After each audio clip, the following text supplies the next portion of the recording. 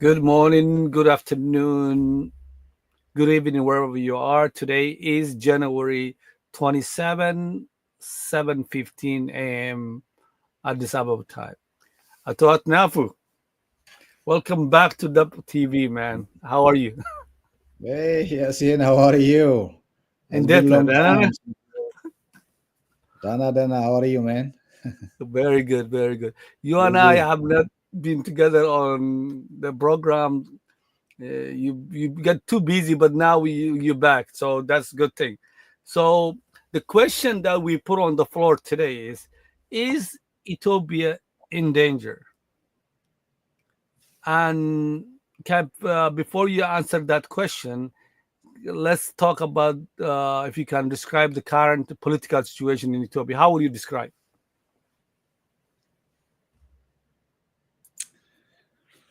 Um, well, it's a very broad question, but it's obvious. So, the Ethiopian situation is always deteriorating from time to time. For the last 6 years since the Prosperity Party uh, took power and Abiy Ahmed became the prime minister. So during those 6 years now, in our history, in the first time in the Ethiopian history, probably we lost more than 1 million people in conflicts, wars, and others within this short period of time. So this has been unprecedented, never thought, and never been an experience of the Ethiopian history. Even before Abiy or even before Wayane, uh, there was a lot of conflicts and war history in the east of Africa, including Ethiopia. We had 30-year civil war with Eritrea, 30 years, imagine, and 17 years civil war with when TPLF was fighting um, for independence, and we had conflicts with Republic of Somalia in 1976, as you remember. But combined all these years and conflicts and wars, both international and civil wars, I don't think we lost 1 million people, all these years combined in our history. But this time, we had no any international war or including our neighbors or anything else, but it was self-inflicted, created by our own government that was waged against our own people, and that makes us to lose more than 1 million people, and it's more than probably 10, 15 million people displaced. Now, this time, school closed. The government has no control over the majority of the Ethiopian territory. The borders are open. Anybody who is willing to harm or invade Ethiopia, they can do whatever they want at this time, whether it is in the eastern border, as you know. I'm sure you have much better information than I do in the Somali region now. All the military, especially the armored and mechanized units of the units of the Ethiopian Defense Forces are already assigned in the Amara region to fight its own people. So that tells you now any enemy, whether it is historical or current, for any reason, they can invade Ethiopia in any border now. Our Yeah, international border is open. So we already seen that in Somali region on that it happened between Somali region and Somaliland. They already the military just went through Somaliland's militia just came through Somali region and almost still there, and the military didn't respond in enough time even to come and close the border. So that that's a happened. good example. You know it. That's what I mean. That's only the Somali region go. Whether you go to the Sudanese border or the Kenyan border, or by the Djibouti, even close to northern side to with Eritrea, you can say the border is open for So any. where's the military?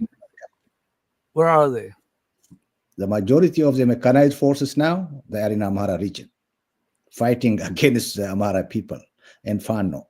Um, but as you know the mechanized units, they are not a good. It's not a good strategy to fight against the guerrilla fighters. Guerrilla fighters are mobile. They can move from one place to place rapidly, and they can change places. You don't get them in masses.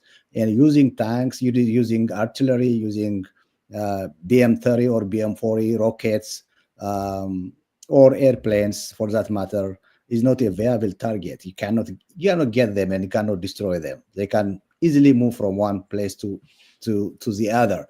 But this casualty, this fighting, is against the Amhara people itself, the civilians, the farmers.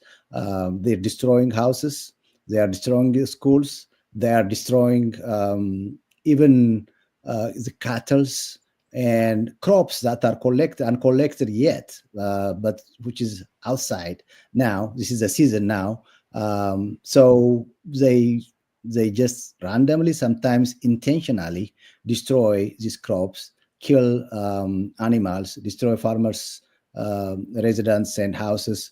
So that in their own thinking, they think that by harassing and killing Amharas, then the people will be standing against the Fano, so that they will say that you can save us from this heavy bombardment and drones, for that matter. And most of the casualties, even by drone, is the civilians, not really the fighting forces. So we lost very few high, I mean, higher hierarchy Fano leaders so far, by drone or by any fighting. But the casualties is when there is never fighting by the ground force. The heavy casualty is on the defense forces. Either there were mass graves found in Gojam and other places of the military forces who were killed in the combat, and some of them already they surrender peacefully. And when the Fano surrenders the military, they take care of them, give them the supplies for civilian clothes, even prepare ID cards and send them back home to Oromia or southern region. So the ground military is not really they don't have a moral capacity to fight against Fano. As you So, know, the Mapu, Fanos. before we get into a fund, what I want to do is that I want to assess three regions. I want to start with Okay. Tigray, then we'll do the Amhara region, then we'll do the Oromo, because that's the most of the population or the largest constituency, or those who've been leading Ethiopia. Those are the regions they have been there. So, how is Tigray? Is the South Africa's agreement has been honored?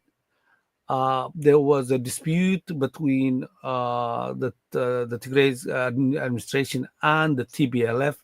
How will you assess the Tigray situation first? Well, the Tigray situation,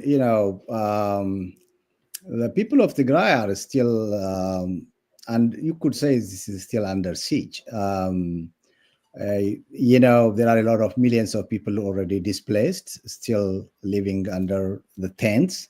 The military forces were not demobilized as it was said to be agreed on the Pretoria Agreement, and the Tigray are complaining about they didn't get back what the territories that they were claiming before the war, which they think belongs to them. But some of the lands on the Amhara perspective, it was originally owned or under the possession of Amhara region, or there was no Amhara region before Wayane came into power. But during Gondar, Gojam, Shoa, Wollo, and so some of the territories were under either Gollo or Gondar was in the eyes of in the perspectives of the Amara. It was illegally taken by the Tigrayan forces. So they claim that to be back to the Tigrayan territory, and the Amhara are saying that no, you shouldn't. You are not. These territories were not for you in the first place. It was taken by illegally. Now we took it over. So this agreement, what they call the Pretoria agreement, the Amara were not really represented to defend their side, and that was not a genuine and to be a workable agreement. My own perspective, those agreements should have been between the Tigrayan people and the Amhara people to people. You know what I mean? The Amhara itself doesn't have an own representative government, whether you call it Amhara PP or EPRDF before. Amhara has never acknowledged that they were puppets of the other parts before by the Tigrayan dominated government during EPRDF. After PP came, already the Oromo dominated PP. So Amhara people think that they don't have representative of their own elected or chosen by the Amhara people. So that was always a dilemma. But I believe those conflicts should be resolved by people to people So what we're negotiations, talking about is not really Walkai. political agreement from outside. I don't think so. So that agreement from initial until now, the Amhara are saying that it doesn't represent me at all. So So that's Walkai or Western Tigray, yeah, whichever way. Wolkite, Raya in Right. Wollo, So Thailand, and other parts. Yeah, okay. yeah. So that on a side. What about the rest of the other agreement? What about the governance, and how did this agreement right now fractured TBLF? Well, it has never been implemented, honestly. The Tigrayan uh, military forces should have been demobilized, and all the equipments, including rifles, should have been surrendered to the central government. That's what the agreement says, but it has never been fulfilled because on the Tigrayan side they are saying that our territory is not secured. Our security is not secured. Still, we need a force. And they're claiming now they have 270,000 fighting forces of the TPLF. Now, imagine 270,000. I don't know whether the Abiy government has 270,000 fighting force at this time, because most of them are already vanished or died in the struggle with Amhara, in the struggle with Oromia, in Oromia with Ola, and other parts of the country, for that matter. So the So there was military, two. If they have a 270,000 soldiers right now, yeah, or they call it Tigray Defense Force, uh, yeah. if those are exist, and there was a press release that came from TBLF, say the press release that came from TBLF, and then another press release come from what you call the president's office of the Tigray president. So, what was the press release saying, and what is the reaction from within the Tigray people? I think that Tigrayan people are very divided at this moment. Honestly, it's very unfortunate that they are not united, because the people are really dying. There was a report that in 3 months, about 300 people died of starvation. Can you imagine? In hunger. So schools are not fully open. and the infrastructure is not repaired. And the Tigrayan infrastructure and the industrial base has been hit by drones and airplanes by Abiy Ahmed. About close to 20 billion dollars worth of assets were destroyed from Tigray alone. So these people are still suffering when you see the people of Tigray.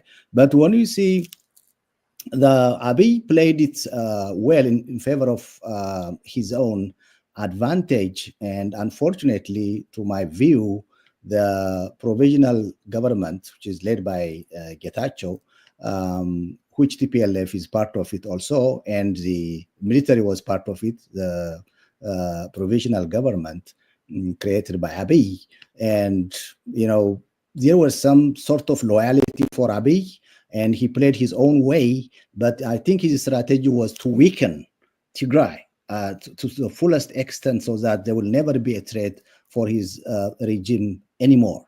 And that strategy was prolonged to Amharas after he tried to crush the Tigrays. His main objective was to weaken all the northern parts, what he calls the Semitic, that's including Amhara, so that historically he thinks that those people are always a challenge to his central power. So Okay, then let's get into Amhara region then. If okay, Tigray is he's saying that infrastructure is deteriorated.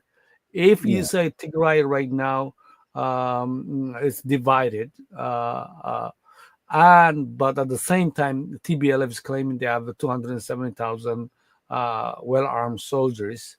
Uh, how is the Amhara region? While we know that the Amhara region, Fano basically became on the stage when they were fighting with the Tigray or TBLF. So how strong Fano is, and how do you assess the current situation in the Amhara region? yeah. Before that, let me clarify about the situation in Tigray. When I say the people of Tigray are divided now, the TDF, the Tigray Defense Forces, are now some sort. There is I see some sort of unity now. They separated from the provisional government, and they don't want to be under the foot of Abiy Ahmed, one PP, which is a good thing, I think. The people of Tigray lost their lives for their dignity. About 750,000 people died during this war, and found themselves now under the shoes of Abiy Ahmed because of the fidelity of their leaders really. And I see that was honestly a disgrace for those who lost their lives, and there are a lot of Tigrayans who lost their limbs, hands, and became disabled, and they cannot work. They are not paid and suffering, honestly. So after all this sacrifice, they found themselves to be under the mercy of Abiy Ahmed, which was really a disgrace for the people of Tigray. So their leaders failed them, but now the defense forces are trying to distance themselves from the Getachew regime and try to back the TPLF, the original TPLF, with the leader, which is the Debretsion-led TPLF. And they said that now we will be uh, standing on the side of Debretsion and TPLF and unite the Tigrayans, so that we make sure that the advantage and the benefits of the Tigray people are being kept as promised. So when the military, if the military stands up to be united, as we see it now, there are some generals who are already walk away from the meeting, but the majority and the leaders of the military agreed When you're on this talking about side. Tigray Defense Force Yeah, the military. Tigray Defense Forces. I think they stand up to be united. If the military stands up united, they can make a change to the situation of Tigray, either by creating a coalition with other fighting forces, be it Amhara or Ola or other fighting forces, to be a challenge for the Abiy regime, where now the military is already weakened morally and in terms of numbers as well. So I think Abiy is not going to have an advantage he had before when he invaded Tigray, because he used all nations and nationalities forces, Yeah. and he had a popular support, because under the propaganda that most of the Ethiopians thought Yeah, that, well, definitely. yeah, We will connect the yeah, dots. I wanna go to the yeah, Amhara region right now. So okay. go. How do you assess the Amhara region, current situation in the Amhara region, and that let's go into that right now. Well, the Amara region, you remember how the Who fighting started. controls the Amhara region The as well? majority out of the main cities is controlled by Fano. The majority, probably about 80% of the territory. The honestly, even the main cities, like the zonal cities and very few warada or district cities, and the capital city, which is Bahardar, there are military forces, but you cannot say that the local administration, the civilian administration, has no any control everywhere, including even Bahardar. Is we are under the control of the army, is under a state of emergency. Still, the state of emergency was over after 1 year, but they didn't lift it even after 1 year.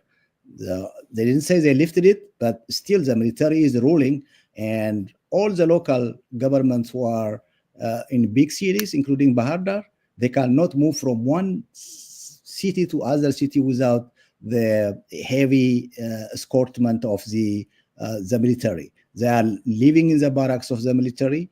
They don't trust the people. They don't trust. They don't have any guarantees that they move as leaders or district governors or anything. Everything is out of control or civilian control. If you say that there is some sort of control, that control is by the generals, really. And most of the rural areas, most of it is still under the control of Fano. So Okay. that's where we are now. So in terms of in terms of tax collections, in terms of the economic of the farmers, businesses, how will you assess? They cannot collect taxes from the majority of the people in Amara region. Honestly, they don't. Well, what they trying to do is wherever they have control in big cities, that's where most business people live too, in big cities. You know what I mean? So Yeah. those uh, traders, business people who has a good capital, and entrepreneurs, they're the one who are paying the sacrifice. They not it's not only tax, they force them to pay. They just order them, send us 1 million birr, they have to, or they will kidnap and they will be asked to pay a certain amount of money, because they know how much money they have in the banks, because they have records of the banks. And if you have like 20 billion birr in the bank, they know they can ask you as much money as they can, whatever you have. So these people are really paying the price and the sacrifice, and is whether they like it or not, they have to. Otherwise, they will come after their life. They can kill them, or they can associate their activities with Fano and detain them. So whatever the government says, pay this, give us this money, they give them for their lives. So some of them who could, they already left the Amara region, and they are concentrated in Addis Ababa. Even those Amara business people who came to Addis Ababa, they follow them through, and their banks and other sources of wealth, and they will be asked to pay whatever amount of money the government wants to collect. That's how, and because of that, some of them they already left the country. Some of them left to Uganda. Some of them left to who can able to have a passport and visa. They come to US. They go to other countries, leaving their country and their business. So, So so that's what let's happening. let's let's talk about. We talked about the TBLF and how divided they are in terms of Fano. How unified Fano fighters are in terms of the leadership and in terms of the people. Are there central committee or central control system that they have? Uh, how would you describe Fano in terms of as a fighting force? Fano, we need to understand how this struggle already began. It was decentralized and grassroots movement that brought up this strong force within less than 2 years. Now, this time that this town, there's many thousands of um, fandos, which is over probably 40, 50 divisions now, or in all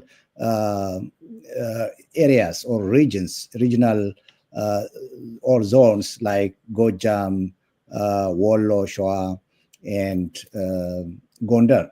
Even Gondar alone, about just by the end of last week, the two major commands were united. Um, so these two commands, they had 15 divisions on one side and 10 Mm. divisions on the other side. You know what the division is? It's one division will have like 4 or 5 or 3 minimum brigades, and under the brigades there are battalions, and platoons. Yeah, that's a big number, bruh. So that's I'm telling you about Gondar alone. Probably the same figure in Gojam, Wollo, and Shoa too. So combined, all this number is a very huge number in terms of number. In terms of fighting capability and equipment, Fano started with just simple Kalashnikov and traditional arms. Just uses, get trained,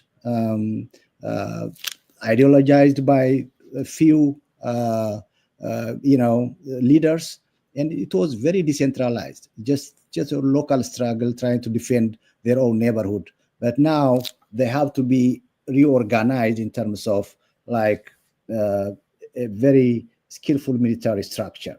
But that is in the making now. I cannot tell you that, or I cannot report that it's already done. Everything is already okay. But there is improvement. Imagine it's only one and a half, almost close to 2 years now since the fighting started in the Amara region. A little about two, probably 1 year and 7 months or 8 months now since the actual fight starts with the Ethiopian Defense Forces. So it's very short period of time. Within this period of short time, the Fano has mortars. Fano has now very the group use equipments that can fight. They use everything in their possession, but all those armaments were really surrendered from the Abiy forces. They didn't buy it. Oh, They just they get it from the military, the Ethiopian military. So, Adabo, I want to stay before yeah. we pass Gondar. I just want to stay with Gondar for the president of Ethiopia Mm, talked when he was talking to a week ago. He talked to individuals in Gondar, and he not individual. It was a we could hear everything he was saying. He said basically that this time is the Gondare time. What does that mean? what it was he trying to do, and does it accomplish his goal? And before I even, that's my question. And I say one of our audience said that, Ahmed, please introduce your guest Atnafu. Atnafu Bazaba is my friend. We've been working together since 1999. He's an activist. He's Amhara, of course. You can see that. Uh, but Atnafu is my brother. Mhm. So Atnafu, continue. You don't need an introduction, and he's one of the founders of Dub TV as well. So there you go. Thank you. Um, well, the president's speech in Gondar, I could only say that this is a divide and rule tactic that's created by PP and Abiy Ahmed. That's what they do. He sent him to Gondar during the annual festival of Epifani, which is very colorful in Gondar. That is a popular event. He sent him and other officials, including Gagenyo Tashagar, who is another official and from that area. So his speech was sends a message that these people thinks he is a president of the Ethiopian Republic of Ethiopia. Imagine a president who represents 120 million people comes to the one region and says, I am from here. My ancestors are from here. And since I am here, now this is your time. What does it tells to the other people? It's silly. That tells you how this guy mindset is really is not less than a puppet. I'm sorry to say to the president. I know that guy. You and me met him when we were in Ethiopia. I remember in Hilton, right? So Yeah, we talked and we chat a lot, and he knows you and he knows he's me. a very bright man. The It way looks I see like, it. but he's not. He's very opportunist guy whose objective is just to serve his interest. And if he's bright, he cannot be on the side of Abiy at this time, where he said he's claiming that he's from Gondar area and that Gondar people are now But the fighting message that he against. was, what message? Okay, yeah. When I say it's bright man, you and I, when we discuss That's, and talk that's, to that's him, and divide and rule. He's trying to separate Gondar from Gojam, Shoa, Wollo, and this is your he's time trying to and divide support Fano. us. That's what he's trying to do. By the way, Abiy's wife is from there too, and she's from Gondar. She happened to be Mhm. Gondar, and he sends her several times and trying to divide the Gondar Fanos by sending people and buying, distributing money and say, oh, well, I'm the first lady. I'm from this. I'm from one of you. You need to support my husband, and he's doing for you. They have been starting this, but yeah, Gondar is Gondar. You know that these people are fighters.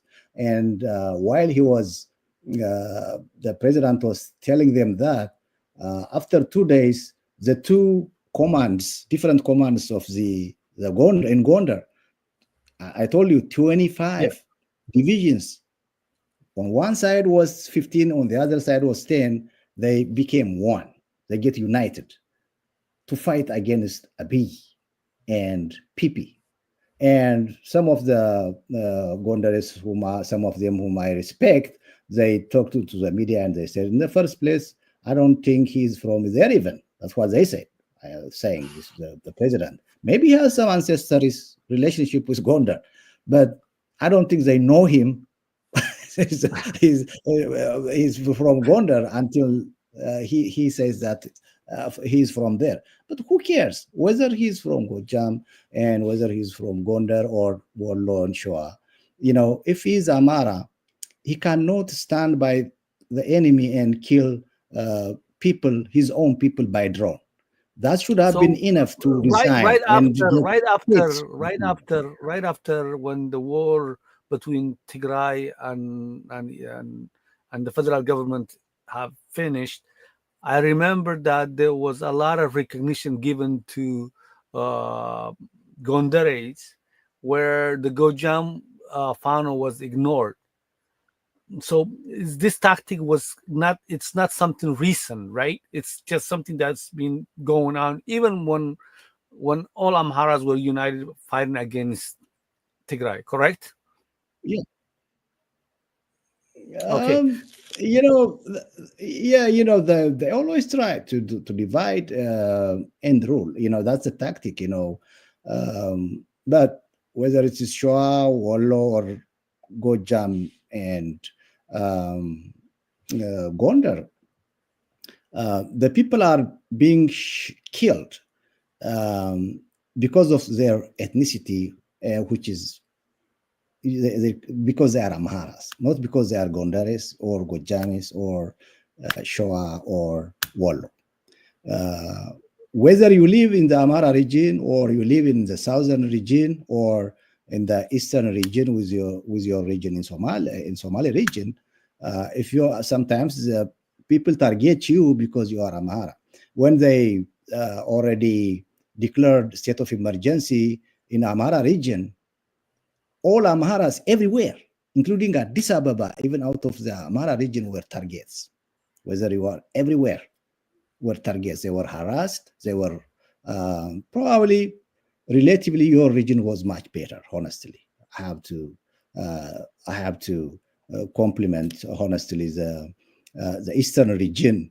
That there was no really obvious attacks against Amharas who are living in Somali region, but Sidama in southern regions, even with the Gurage area, whom we believe is a people of Gurage is very much has a keen relationship with Amharas and other people, Mm. but the officials, not the people, the officials who are using who are pro PP were attacking Amharas in the Gurage region. You cannot imagine. Can you imagine that? So Amharas were surrounded, prosecuted, arrested, displaced because of your ethnicity, not because you are Gondare Gojami. So you have to fight for your Then let's talk survival. about fighting in So, terms of but they Fano use always, your question is they use always try to division. divide you. You know, once Abiy said in the parliament, what he said was, we try to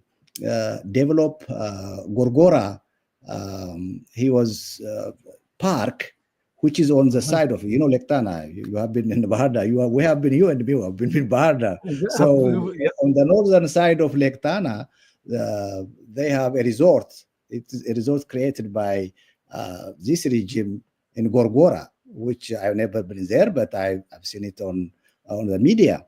So that's on the Gondar side. And they say that when I try to develop the Gondar side of Lake Tana, the Gujamis were not happy. That's what he said in public, in the parliament. And the Mm. Gujamis were also, well, if the Gujanis are not happy, we have to make another the same development probably on the side of the south of Lake Tana. Look how he tries to divide you, Yeah. and this has been ongoing. You're right. Even during the fight, during the Fano, where some Fanos were fighting alongside with his forces against when there was a war in Tigray, misleaded by the propaganda, which most of them now regret it.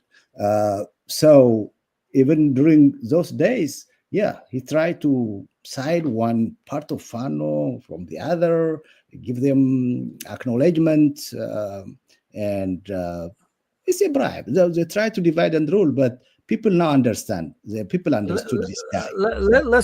let's talk about unity then within the Fano.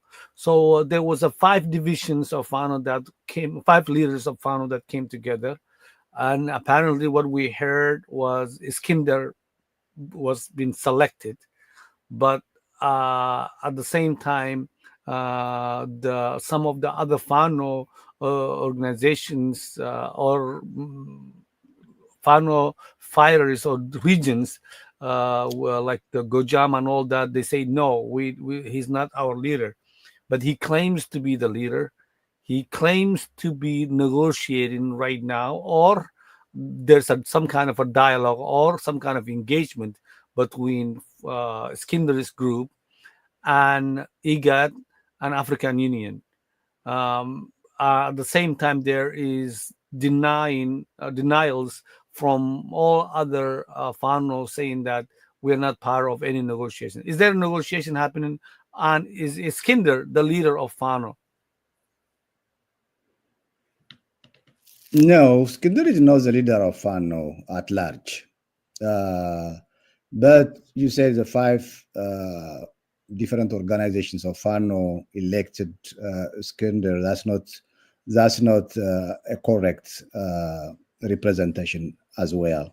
The five different organizations which they try to forge unity, uh, and he said he was elected, but the majority of them, they said, we didn't elect him. That's not from outside. That's not other organizations of FANO who didn't say we don't accept it, but those whom he claimed himself. That Gojam FANO was included in that unity. The Gondars, there were two different Gondar fan organizations who were already included, and two other organizations from Olo, and two from Shoa. And he claimed he was elected, but that election was not correctly represented. They tried, but they didn't agree, and they didn't want to. They want to continue trying to be united, but that was really some really very tricky and intrigue based type of unity that they were trying to forge. You know, some of them who were sent to represent one form of organization of FANO, they go against the leaders of their own leaders. You know what I mean? That means Yeah. that if you and me are in the same organization of FANO, I send you to represent my organization, and I have a clear idea whom I want to be a leader, but you go against me, and you either you are already bribed, or there is something going on in that type of setting. So that's what happened. So the strategy they followed was wrong in the first place. That's what I said. You don't go and try to make like one person a leader. You need to organize it from bottom up, and first organize it like the General Assembly thing, representing all branches of FANO, and or call it a council. Or that council has to have its own central committee, and the central committee will choose some executive committee who can run in collective leadership. And the executive committee could say, okay, among us, who should be the leader, who should be the military leader, who should be the finance, who should be the logistics, something like that. So that's how you need to create an organization. You don't say that, okay, you having are said the that, leader. yeah, They so didn't having do it said right that, way. he's been selected as a leader at that time. He's, Those people who were there, that's what he claimed. But then yeah, afterwards, that process was null and void. Correct? null and void by many of them, the majority of them. Yeah, but Okay. he said he So claimed he was elected. Yeah, that's what happened. yes, yeah. So Okay, so you and cannot, what but about the still, negotiation? What about the negotiation? well, you know, they didn't call it negotiation. He said Okay. he made a press release. Skandar made a press release saying that um, the representatives from the American consulate, the European Union, the African Union, and the GAD came to one of the regions in Amhara, which is in Wollo area, and he said we met there and just have a conversation. That's what he calls it, a conversation, not really negotiation. But on the other side, now we are listening from the other parts that even they requested that negotiation to be continued outside of Ethiopia, somewhere in America or anybody else. So, but we all know that if such a negotiation, whatever speech or conversation, whatever he calls it, it cannot happen without the knowledge of the PP or Abiy Ahmed or the government. And the government was even before claiming that they have contacts to negotiate from one group of the FANO organization. But partly it is a divide and rule thing. I am really surprised how Iskander came into the play. You know, we know that the government is not serious about negotiating with anybody. They want to squash, they want to buy time. Their military is weakened, and they want to buy time to reorganize themselves and crush you. That's what they did with Ola. That's what they did with any fighting or political opposition. They never had a genuine intent to negotiate and have a political solution for these conflicts everywhere going on and destroying the country, honestly, and people are suffering really. So we are upset. Me and myself, as a supporter of Fano, are upset what the Iskander group has tried to do. Number one, to negotiate, Fano has to act as one. You know what I mean? If you, I know so far, what have seen is also Fano didn't have a centralized political entity, but they were fighting the enemy wherever they are. So really, we didn't care so far, so long as they are not fighting among each other. I'm inside fighting, and they are focusing to target the enemy. It's okay that unity will come through the process because it has been on making to be united. And the timing itself was very critical for Fano unity because most of the Fanos that I told you in Gondar, they became one. The Wollo, 3 different factions, they became one. And there's one faction which is working with Iskander group. In Showa, and the faction of Fano is working with Iskander. There is one division, but the other division fighting in Showa is getting stronger because some of the brigades of the Iskander working with the Iskander's group, they're already vacating him and going to the other group. So they see they are losing, and one of the strongest, the 10 divisions in Gondar, they joined the other party, and they lost there too. They only have 3 divisions in Gondar. The other 25 are one. So when you total it, about over 95% of the power is not under control of Iskander. So when you don't have power, and that means you don't have a leverage. Okay, you say you negotiated like Jal Sani of Ola. The Ola, the Jalshani that the government said, oh, okay, he came and he deserted. I want to go to It's the Oromia. same fiction. Yeah, I that's want the to. same fiction that Abiy Ahmed is trying to do. But is Ola weekend because of that? No, Ola is still fighting in Oromia region, right? There's something is Fano. This is the powerhouse is still there. And you say, So you take one group and say that for political purpose, you say you are negotiating, means nothing, honestly. Because the main powerhouse is still trying to forge unity. And we were expecting even, how myself and you were a friend of Skinder. We all respected him, and I have been supporting him when he came to this country and to Atlanta where I live. Twice I respectfully went to the airport to accept him as a guest of honor. That guy now, remember. yeah, that guy now playing this type of dirty politics is really it hurts many Ethiopians and Amharas, honestly. So this is not the right way of negotiation.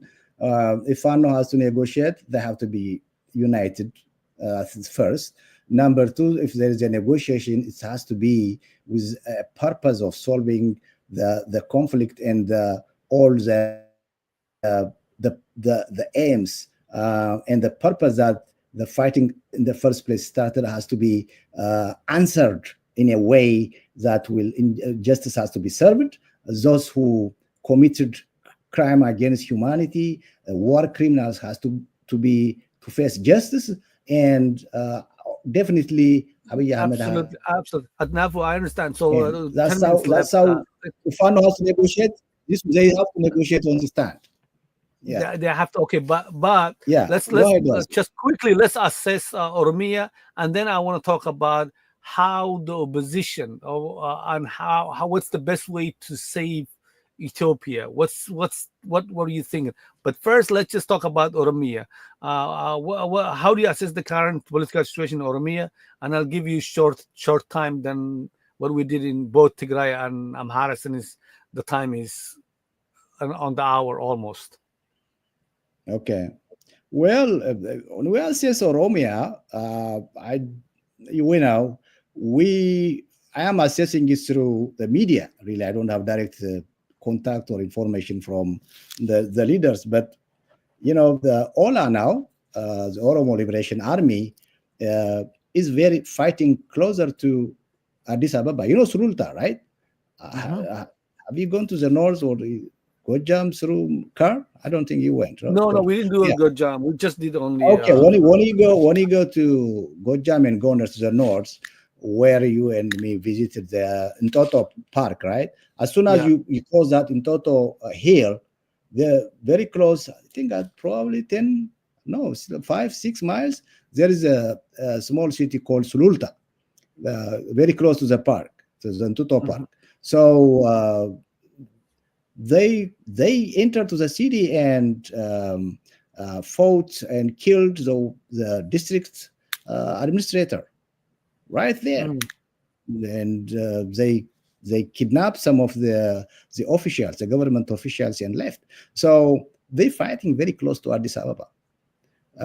It's not like in Wolaga they are fighting now. It's not only in Bale or in remote areas they are fighting now. They're fighting right at the vicinity of Bishop to the Brazait, Nazareth, and Addis Ababa.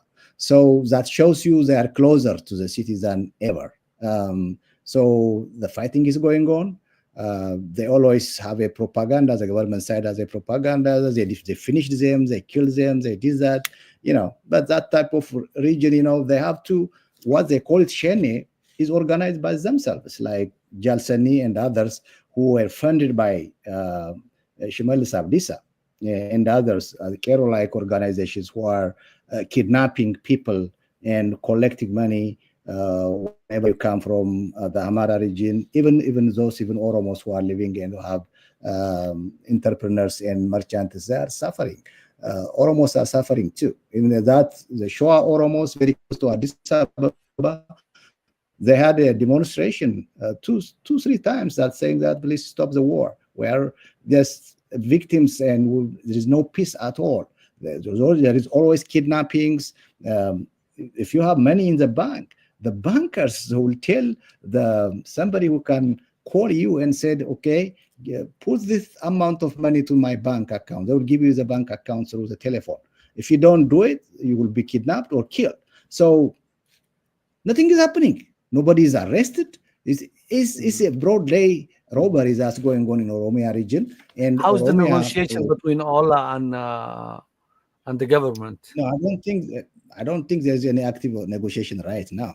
They always say Shemalis will go out and say Oromo is not killing Oromo. We have to be one. Blah blah. No, I don't think so. The Oromo, they position themselves as a good fighting force, and they already tested the Abiy Ahmed's negotiation tactics when he tried last year.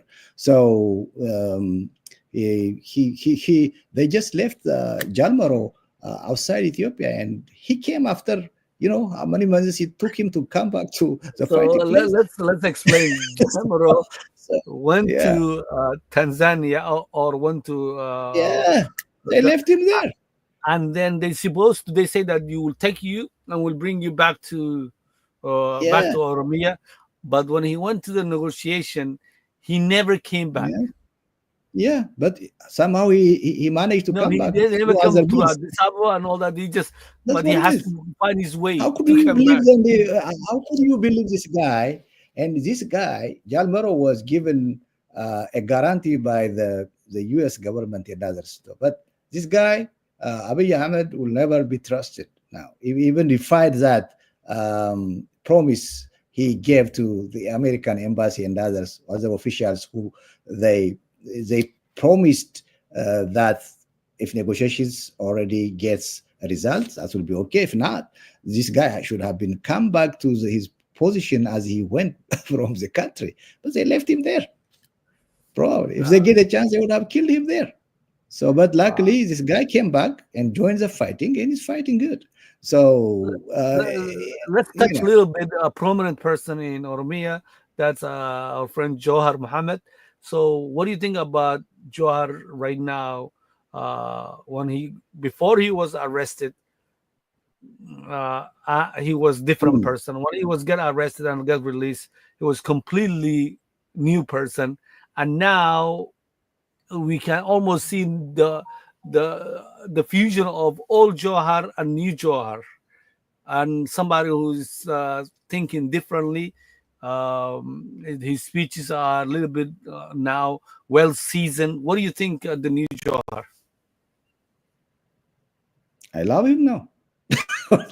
You know how much I was very much concerned about his activities before he was arrested, especially the massacre of Shashamane. You have heard that when he complained that he was going to be arrested or killed by the government, and the so-called his supporters came to Shashamane, Zoai, that area, and innocent people were massacred, especially Amharas, some of them even by the denomination of their Christianity, and some of even Christian Oromos were killed too and massacred. So that massacre is over 150 to 200, 300 people. So destruction of the properties was huge. You remember our friend um, uh, uh, the Tokurso man, the, Which Obang one? was there. Oh, Obang, Bang Mato. Yeah, Obang was even, it was almost weeping. You remember reporting from Shashamane, if you remember that time. yeah, That, yeah. I remember yeah, very that, well. that after that event, honestly, I was so much mad by the action of Jar. He may not have direct control over that. He may not think that would happen, but it happened because of his call to save him from being arrested by the government forces. So we all were really outrageous during those time, including myself, and I just challenged him when he came to visit in Atlanta. Honestly, I was so adamantly opposed him. I tried my best not to have a good welcome in Atlanta, honestly. So, but if he comes now, I will welcome him very well as a friend, honestly, because after he N- was n- arrested, why and now? yeah, Why it's now? politics, man. John is politics. Well, his tone is totally changed.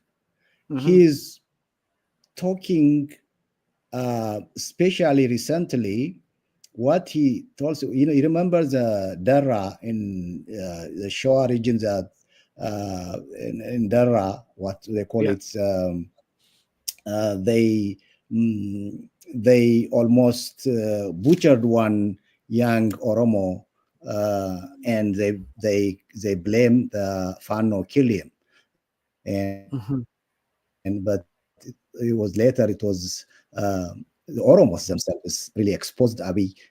He was killed by the security forces of the military security force, not by Fano. And those things changed. The plan was to instigate um, Ethnic fighting fighting between ethnic or fighting between Roman Empire. Oromo Yeah. and Amhara. That was well designed uh, by the Abiy regime and Shimalis Abdissa, including they planned it. So that was foiled, honestly, by thanks to the Oromo politicians, including Dr. Scale, Jawar. and others. They said that they have their own investigations through their own community, and they said it was done by the security forces, not by Amhara or Fano. And they calmed down. There was a very tense situation in all universities where Amhara students were to be killed everywhere in Oromia or elsewhere. There was a movement Mhm. because No, the young people were, absolutely. They did a they big thought they role. thought it was right. Yeah, so that was foiled thanks to Jawar and other politicians. That's one. Number two, Jawar rightfully and correctly displayed that Abiy is trying to instigate a civil war, ethnic war between Amharas and the Oromos, and Abiy is trying to uh, use Oromos as a base, as his base, while he's destroying Oromos himself. So he said he doesn't represent Oromo, and this is not the best interest of Oromo to fight against innocent Amharas and other ethnic groups. So it has to be stopped. That was a big message. It's a big message who, and he is still continuing that if Abiy stays in power, if PP stays in power, we may lose the country. That's a huge statement from Jawar I and other know. people. And I Not give it a only credit that, for him. So not he's a only that. politician. Whatever he made mistake before, you know, I think he learned it because he's a politician. Honestly, I know how Jawar is a smart guy. He can play politics, but I don't think he's trying to deceive anybody. But I don't, because, Amaharas, whether anybody likes it or not, Amara now, you cannot kill them everywhere like you used to before. Now they raise their arms, they can defend themselves. So, but the All right. best thing Let, is, let, let, the best thing let's is to be cooperative, to cooperate one another and save the country and our people. all It right. doesn't matter what ethnic group is. Because of that, now I am really thanking Jawar and to continue his political activity, especially thinking for the well-being of Ethiopia as a nation, and that's how we can all be safe. Oromo I cannot be think safe while I Amara is think that's where we're destroyed. going to stop at Nafu. But I want to give you a last word. What do you think the best way forward in terms of either opposition or either reconciliation or either transitional government? How do you see Ethiopia can be safe? Well, I think Ethiopia can be safe only if we can forge collaboration and cooperation among different political interests and groups, honestly. We have to all identify what is now our priority. Who is a threat for a nation? Who is a threat for every ethnicity? Who is he? Or which party? Or which one? We cannot blame, before when people were killing each other, the Abiy was blaming the TPLF. That's the old, the security forces are doing in Benshangul, they are doing in Oromia, they are doing it in Afar, they are doing it in Somalia. They were blaming them. There is no TPLF now who's fighting Mm. wherever, so now the blame, they were wrongly blaming them, but they were doing it even before. We were all victims of this distortion, honestly. Just and people hate the TPLF. They thought that they are the ones who are making us fight among each other. Even after he became a prime minister, that was not the case. We learned that late. Okay, now if we learned that late, now who is really destroying? Who is making us fighting each other? And who is starving the people? Who is distorting your wells to build a palace of 40 billion while people are starving, and while a gird That's his private money at Nafu. He can do whatever he wants. His private money, 40 billion. that's not his private money. What, he's a prime minister? He said he's a prime minister. There's no private. He's no private man. He's not. He can't be a Okay. private. Okay, let him relinquish his power and be a private. We will let him do that.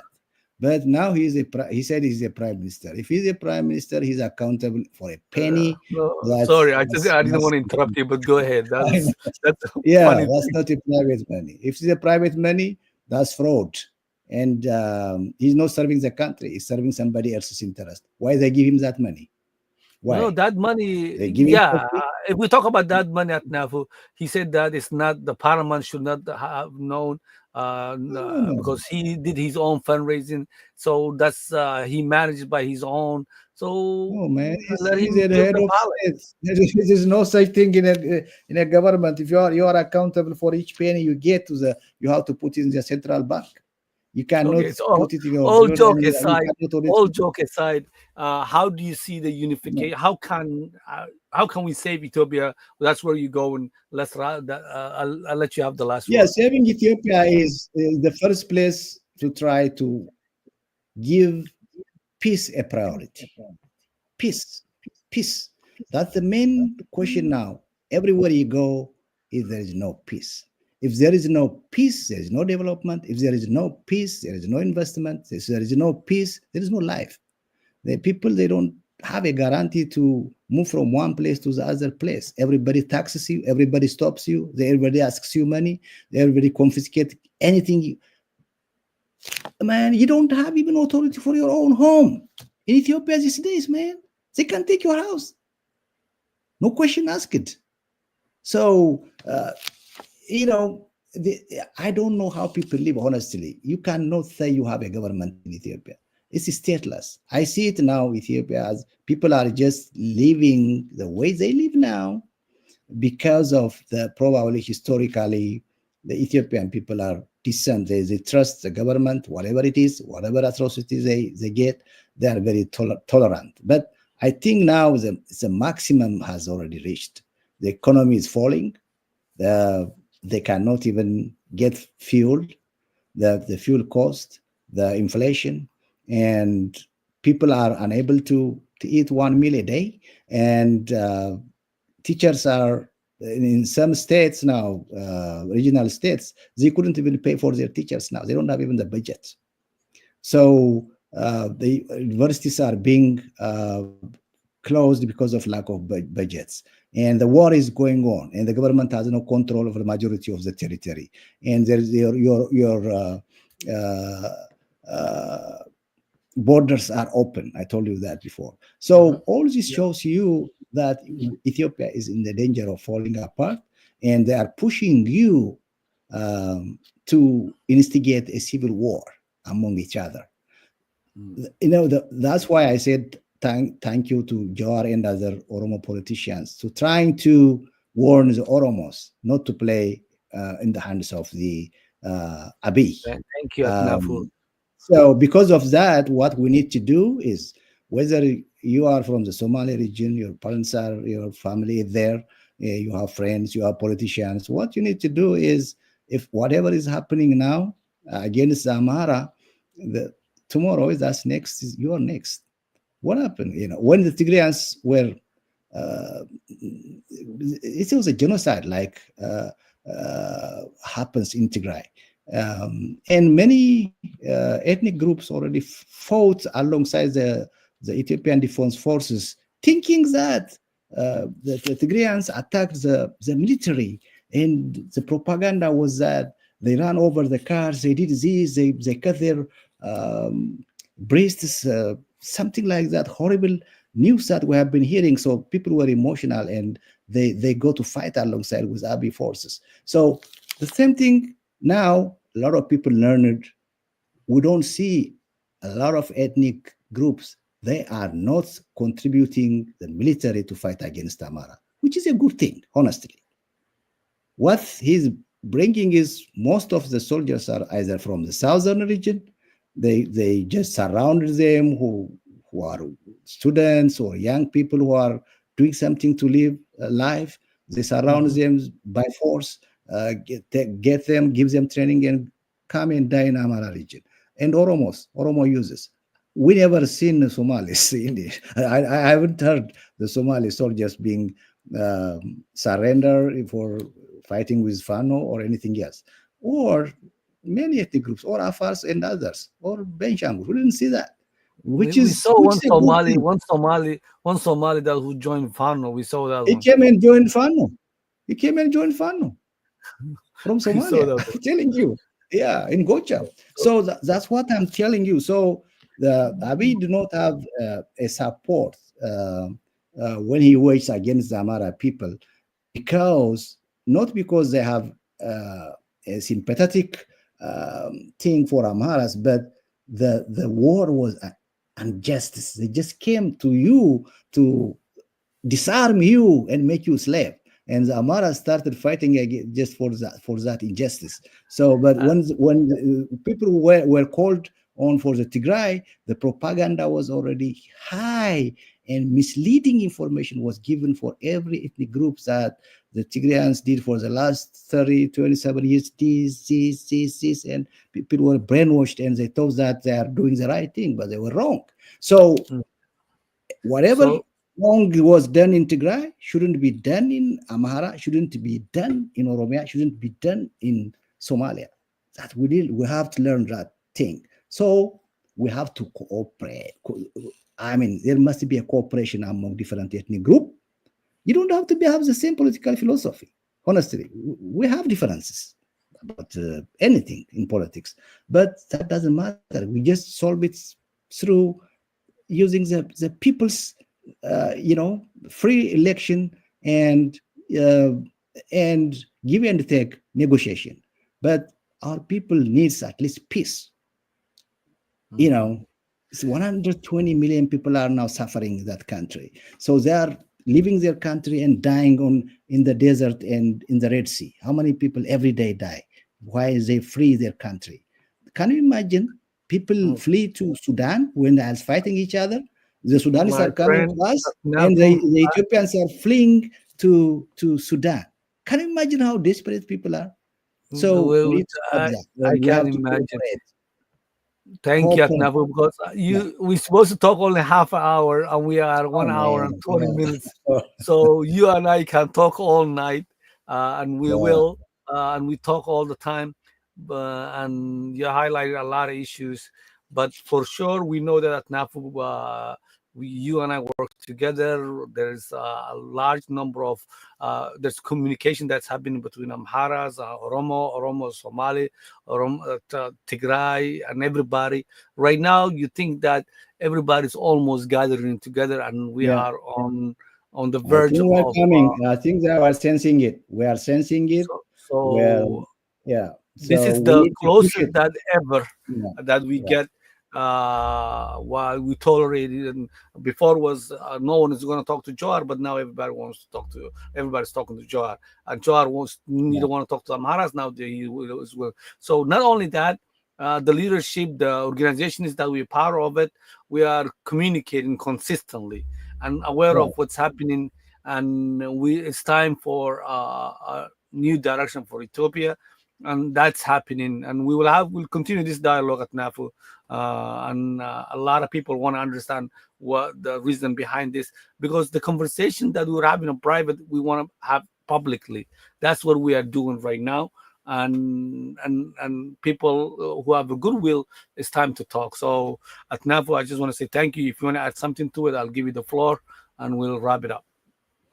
Thank you very much. That's what we said. We took a 1.5 quarter of hours. So as for today, we'll, as you said, we'll continue, because unity is the only way that we can um, force this fascist government to come to negotiation table and give the power to the people honestly, and stop the atrocities and the killings. Yasin, I cannot imagine um, a government who is killing civilians, not fighting forces, by drone. Have you heard in any country other than Ethiopia that its own government is killing? It's about $10 million that um, it costs to such operations by drone every flight, every flight will cost the government 10 millions. And this guy is using this money by asking the IMF, World Bank, and the international community in the name of structural adjustment and others. That's we need to go back and honestly fight and challenge the international community. Whatever money they give it to this government is to kill its own people. They have to. We have to push the international community to their conscience, honestly. So there are a lot of things that we can do together. That's what I am really excited that somebody like Joar and other politicians from the Oromo community and from the Somalis like you, I know how much influence you have in that community.